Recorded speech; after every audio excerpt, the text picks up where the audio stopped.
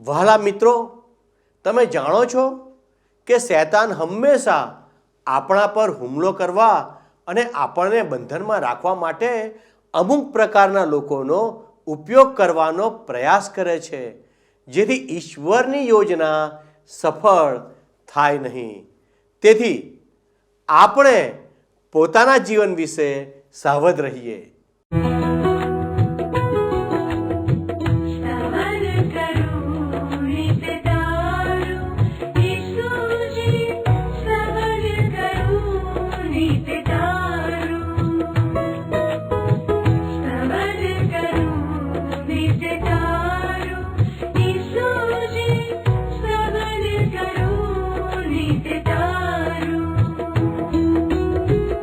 आज सवारे साध सुनी तू महिमा करूं प्रभु तारो,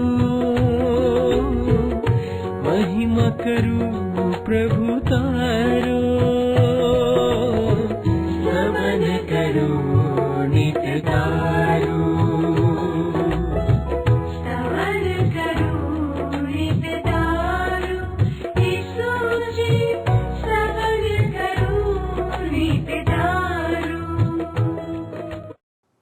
નમસ્કાર મિત્રો, સ્તવન કાર્યક્રમમાં હું ફરી એકવાર આપ સૌનું સ્વાગત કરું છું. ઈશ્વરના વચનોમાં રહેવાથી આપણે આપણી અંદર એક ચારિત્રવાન માનવીનું નિર્માણ કરી શકીએ છીએ.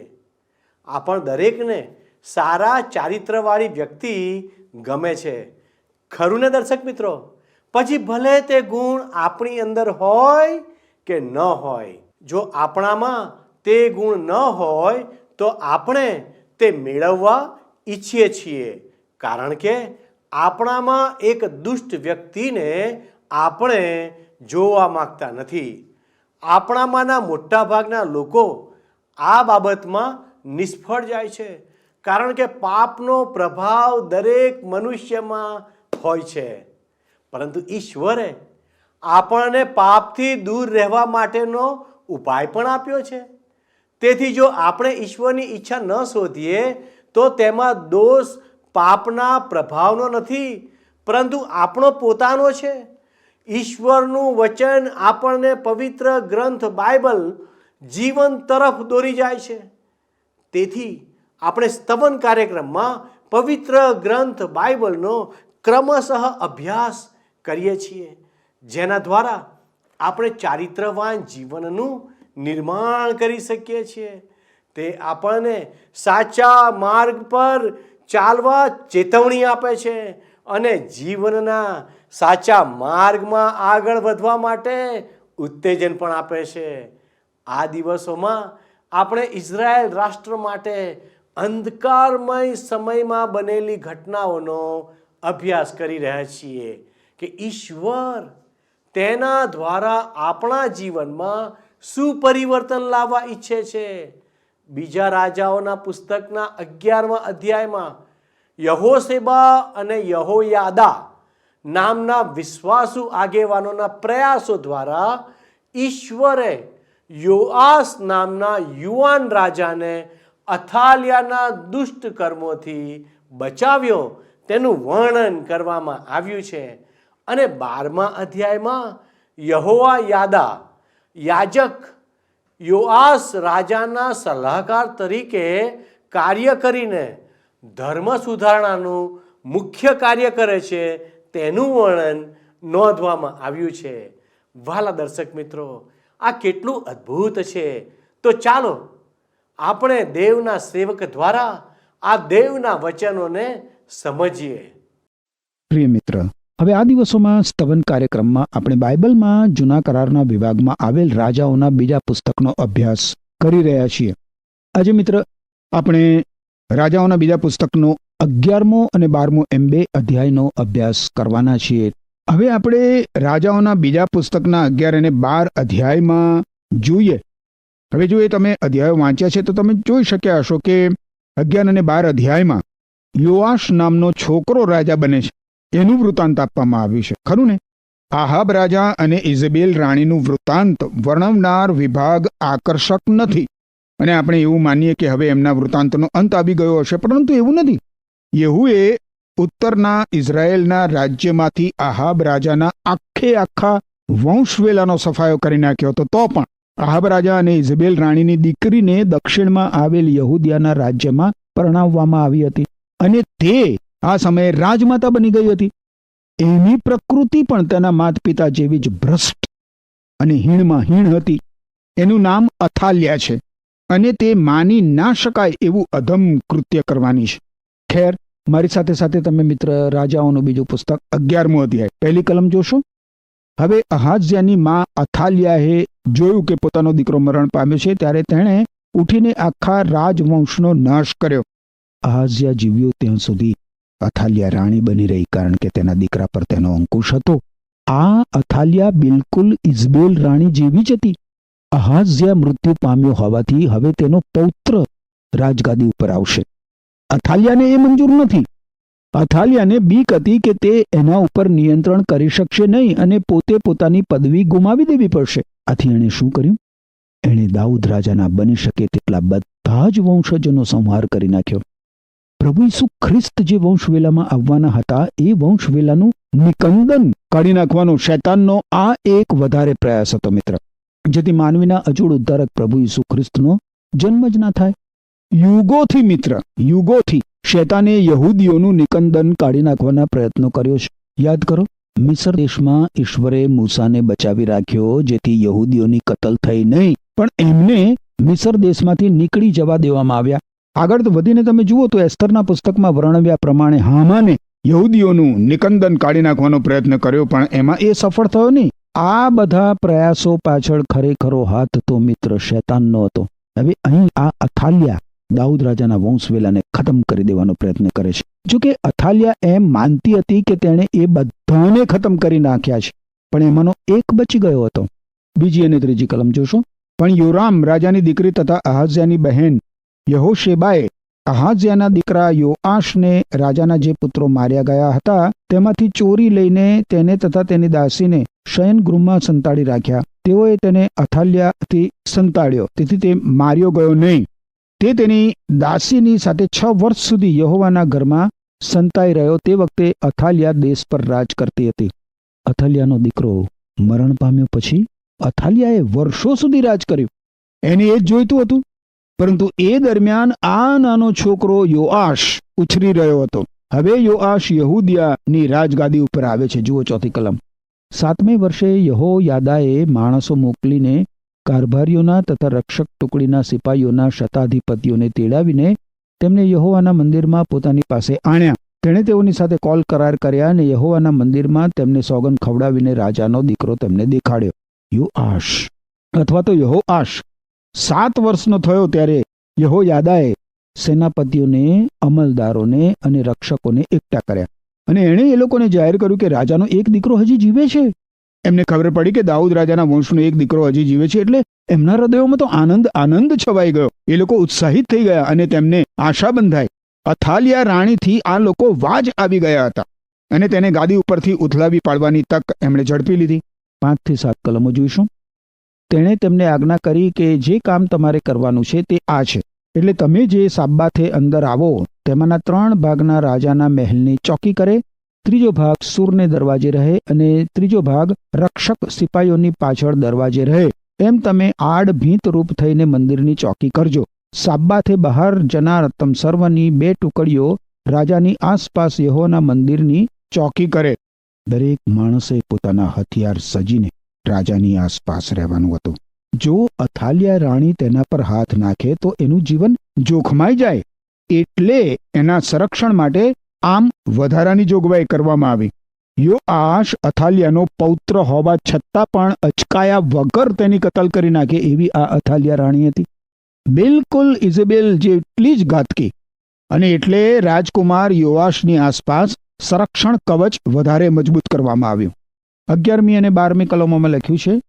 આગળ જોશો. 11-12 કલમ. રાજાઓનું બીજું પુસ્તક 11મો અધ્યાય. રક્ષક સિપાહીઓ પોતપોતાના શસ્ત્રો પોતાના હાથમાં લઈને મંદિરની જમણી બાજુથી તે મંદિરની ડાબી બાજુ સુધી વેદી તથા મંદિર આગળ રાજા પાસે આસપાસ ખડા રહ્યા.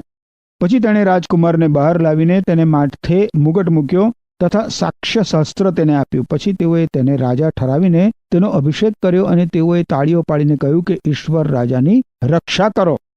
દાઉદ રાજાના વંશજને રાજા તરીકે રાજમુગટ પહેરાવવાનો દક્ષિણના રાજ્ય માટે આ તો એક મહાન દિવસ હતો. 13મી કલમ જુઓ. અથાલિયાએ સિપાહીઓનો તથા લોકોનો ઘોંઘાટ સાંભળ્યો ત્યારે તે લોકોની પાસે યહોવાના મંદિરમાં આવી. યોઆશને રાજા તરીકે ઘોષિત કરવાના સમારંભમાં અલબત્ત અથાલિયાને આમંત્રિત કરવામાં આવી નહોતી. એ તો સિયોન પર્વત પર આવેલ રાજા દાઉદના મહેલમાં આરામથી શાંતિ ફરમાવી રહી હતી. હવે જે વિસ્તારમાં મંદિરનો ઉપરની બાજુએ આવેલો હતો એ વિસ્તારમાં આ રાજમહેલ હતો અને શું બની રહ્યું છે એ જોવા માટે આ અથાલિયા મંદિરમાં આવે છે. 14મી કલમ જુઓ. તેણે જોયું તો જુઓ, રિવાજ પ્રમાણે રાજા બાજટ ઉપર ઊભો હતો ને સરદારો તથા રણશિંગડા વગાડનારા રાજાની પાસે ઊભા હતા અને દેશના સર્વ લોક ઉત્સવ કરતા હતા અને રણશિંગડા વગાડતા હતા. ત્યારે અથાલિયાએ પોતાના વસ્ત્ર ફાડીને બૂમ પાડી કે ફિતુર ફિતુર. અલબત્ત આ ઘટના અથાલિયાની દ્રષ્ટિમાં દેશદ્રોહ હતો. 15 અને 16 કલમો આગળ જોશો તો લખ્યું છે, યહોયાદા યાજકે સૈન્યના ઉપરી શતાધિપતિઓને આજ્ઞા કરીને તેમને કહ્યું કે તેને બહાર કાઢીને સિપાહીઓની હારોની વચ્ચે લાવો. જે કોઈ તેની પાછળ આવે તેને તરવારથી મારી નાખો, કેમ કે યાજકે કહ્યું કે તેને યહોવાના મંદિરમાં મારી નાખવી નહીં. માટે તેઓએ તેને માર્ગ આપ્યો અને ઘોડાને અંદર આવવાને રસ્તે થઈને તે રાજાના મહેલ આગળ ગઈ. ત્યાં તેને મારી નાખવામાં આવી. અથાલિયાએ નાસી જવાનો પ્રયત્ન કર્યો, પરંતુ તે નાસતી હતી ત્યારે લોકોએ તેને મારી નાખી અને તેનાથી છુટકારો મેળવી લીધો. અથાલિયાના નાશથી દક્ષિણના રાજ્ય ઉપરથી એક કાળું વાદળું ખસી ગયું. હવે એક નવો રાજા આવ્યો હતો, પરંતુ તે ઉંમરમાં ઘણો નાનો હોવાથી એના સ્થાને રાજ શાસન કરવા માટે તેને સલાહકારોની આવશ્યકતા હતી. હવે સલાહકારોમાં એક યહોયાદા પણ હતો, જેણે યોઆશને રાજગાદી પર લાવવાની અને અથાલિયાનો નાશ કરવાની યોજના બનાવી હતી.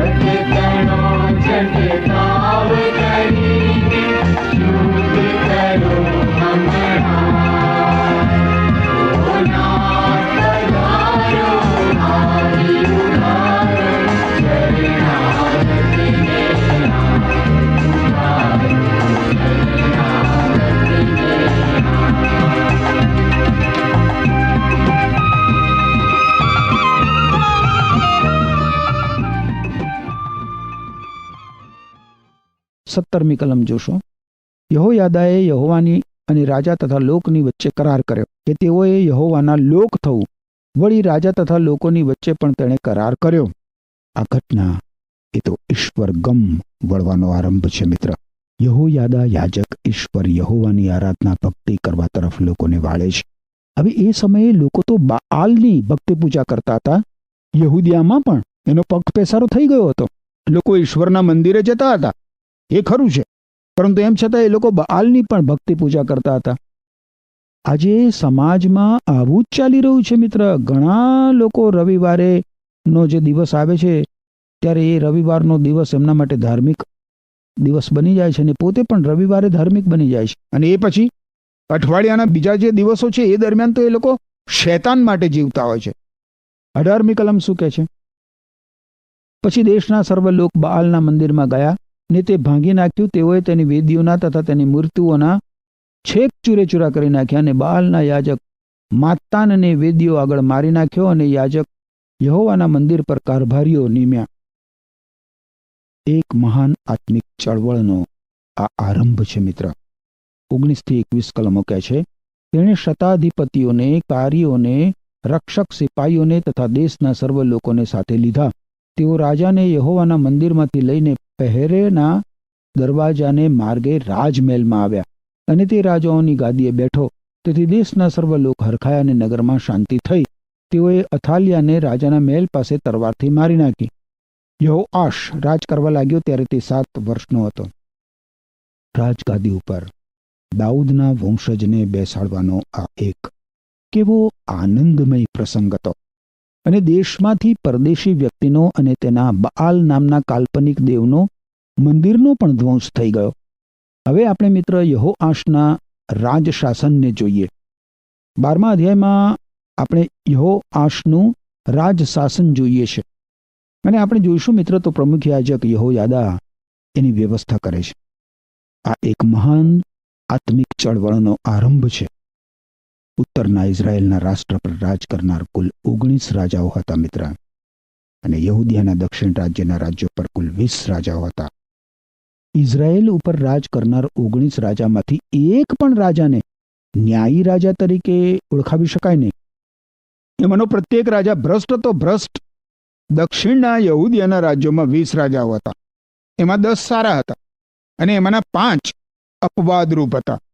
અને એમના રાજ અમલ દરમિયાન 5 સમયગાળાઓ મિત્ર આમ સમાજમાં આત્મિક જાગૃતિના આવ્યા.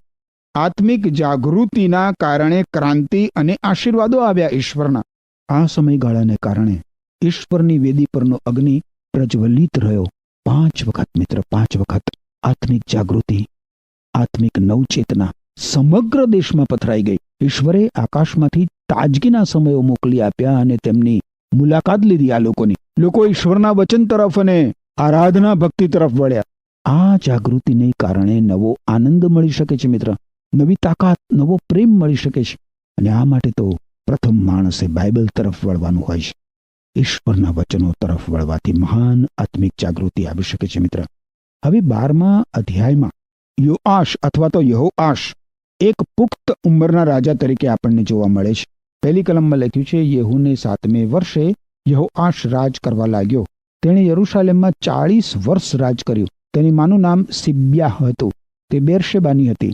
યોઆશે 7 વર્ષની ઉંમરે રાજા તરીકે રાજ શાસન કરવાનો આરંભ કર્યો અને તે 47 વર્ષનો થયો ત્યાં સુધી તેણે રાજ કર્યું. તેની માનું નામ સિબ્યા હતું, જે બેરશેબાની વતની હતી.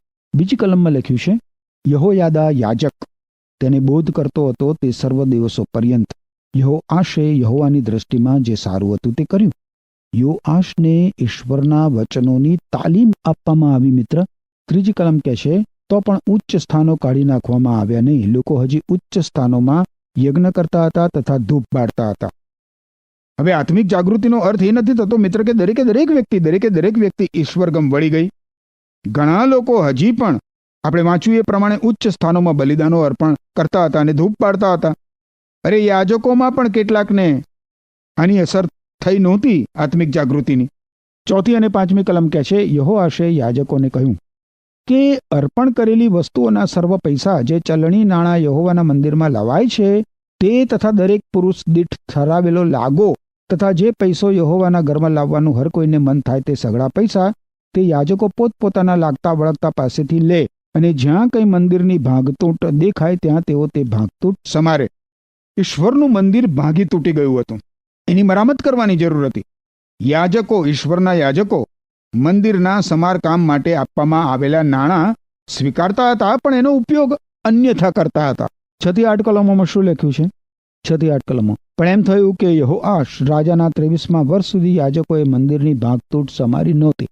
ત્યારે યહોઆશ રાજાએ યહોયાદા યાજકને તથા બીજા યાજકોને બોલાવીને તેમને કહ્યું કે તમે મંદિરની ભાગતૂટ કેમ સમારતા નથી? તો હવે પછી તમારા લાગતા વળગતા પાસેથી કંઈ પૈસા લેશો નહીં, પણ મંદિરની ભાગતૂટને માટે તે સોંપી દો. યાજકોએ કબૂલ કર્યું કે હવે પછી અમે લોકો પાસેથી પૈસા નહીં લઈએ, તે મંદિરની ભાગતૂટ પણ નહીં સમારીએ. ઈશ્વરના સેવકો નાણાંનો ગેરવહીવટ કરે. તમે જુઓ, એ કેટલી બધી દુઃખદ વાત છે મિત્ર, કેટલી બધી દુઃખદ વાત. હવે મંદિરના યાજકોએ તમે જુઓ શું કર્યું? એમણે એક પેટી તૈયાર કરી અને તેને તાળું માર્યું, જેથી એમાં નાખવામાં આવેલા નાણાં સલામત રહે અને યાજકો તેમાંથી કંઈ લઈ ના શકે. 9મી કલમ જુઓ, 12મો અધ્યાય 9મી કલમ. પણ યહોયાદા યાજકે એક પેટી લઈને તેના ઢાંકણમાં છેદ પાડીને તેને યહોવાના મંદિરમાં પેસતા જમણી બાજુએ વેદી પાસે મૂકી અને દરવાજાની ચોકી કરનાર યાજકો જે સર્વ પૈસા યહોવાના મંદિરમાં લાવવામાં આવતા તે તેમાં નાખતા.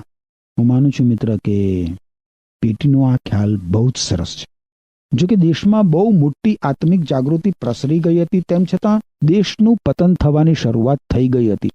17 અને 18 કલમોમાં લખ્યું છે, તે વેળાએ આરામના રાજા હઝાએલે ચઢાઈ કરીને ગાથ સામે યુદ્ધ કર્યું ને તે સર કર્યું. પછી હઝાએલ યરૂશાલેમ પર ચઢાઈ કરવાને તે તરફ વળ્યો. તેથી યહૂદાના રાજા યહોઆશે તેના પિતૃઓએ એટલે યહૂદાના રાજાઓએ યહોશાફાટે, યહોરામે તથા અહઝ્યાએ જે સર્વ પવિત્ર વસ્તુઓ અર્પણ કરી હતી તે તથા તેની પોતાની અર્પણ કરેલી વસ્તુઓ તેમજ યહોવાના મંદિરના તથા રાજાના મહેલના ભંડારમાંથી જે સોનું મળી આવ્યું તે સર્વ લઈને અરામના રાજા હઝાએલ પર મોકલ્યા, એટલે તે યરૂશાલેમથી જતો રહ્યો. બીજા શબ્દોમાં, યોઆશ રાજા સમય ખરીદી રહ્યો હતો. એ અરામના રાજા હઝીએલને ખરીદવાનો પ્રયત્ન કરતો હતો. 19મી અને 20મી કલમ જુઓ. હવે યોઆશના બાકીના કૃત્યો તથા તેણે જે સર્વ કર્યું તે યહૂદાના રાજાઓના કાળવૃતાંતના પુસ્તકમાં લખેલા નથી શું?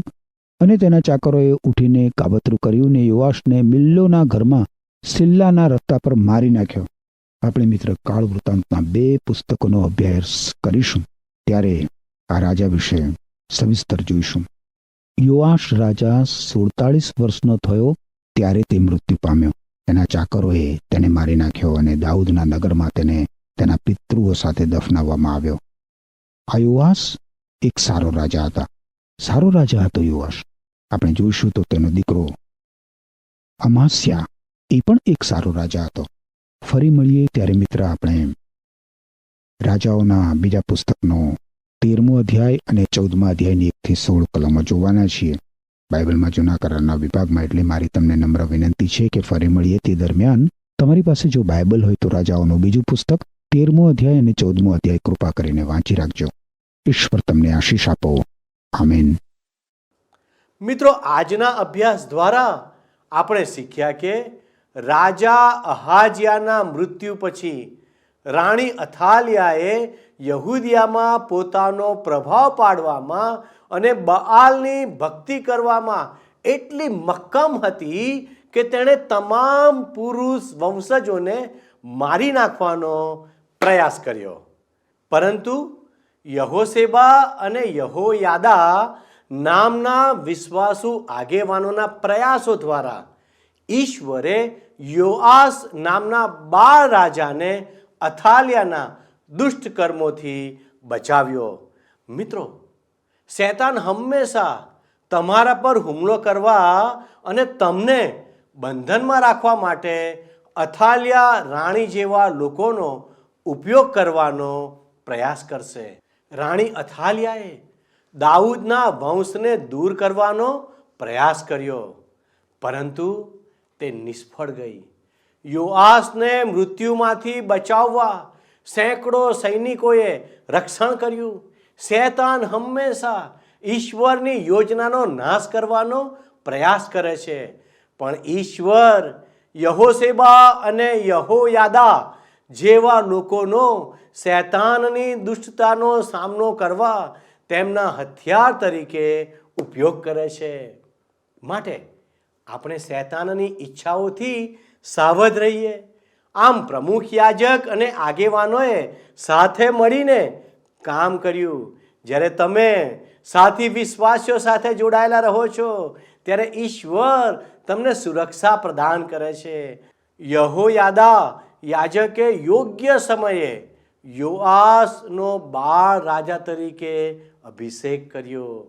આમ આપણે સાથી વિશ્વાસીઓ સાથે જોડાયેલા રહીએ છીએ ત્યારે તેઓ આપણને યોગ્ય સમયે ઈશ્વર દ્વારા ઉચ્ચ સ્થાને બેસાડવા માટે કાર્ય કરે છે.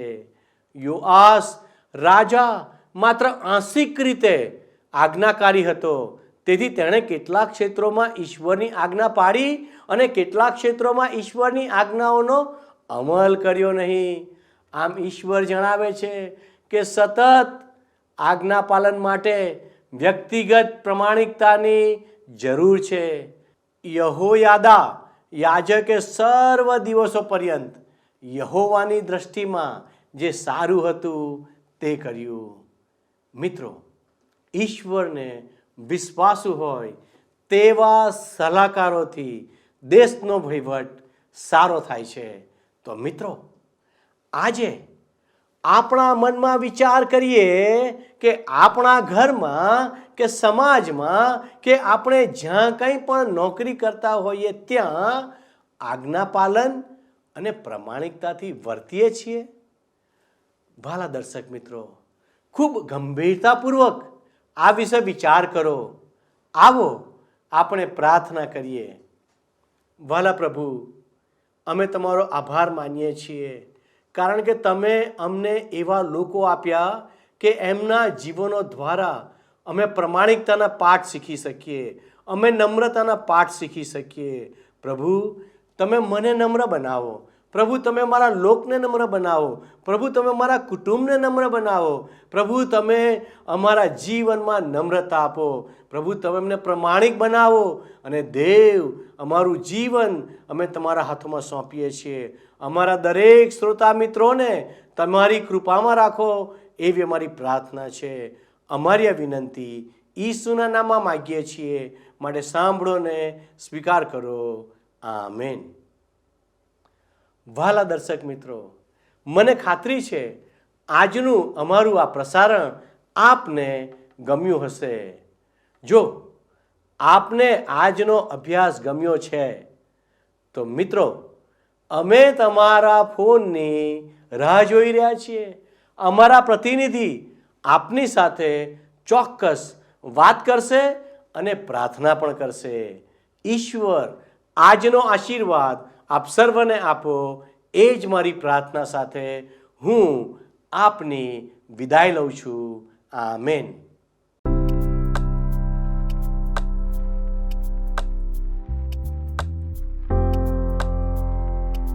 મિત્રો, ગત પ્રશ્નનો જવાબ છે યેહૂ.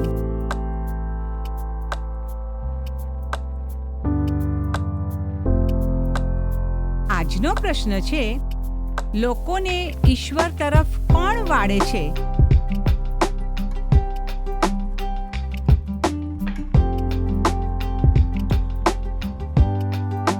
જવાબ આપે સ્ક્રીન પર દર્શાવેલ વોટ્સએપ નંબર પર આપવાનો રહેશે. કાર્યક્રમ દરમિયાન પૂછેલા પ્રશ્નનો સાચો જવાબ આપનાર વિજેતાઓના નામ દર મહિનાના પ્રથમ સોમવારે જાહેર કરવામાં આવશે.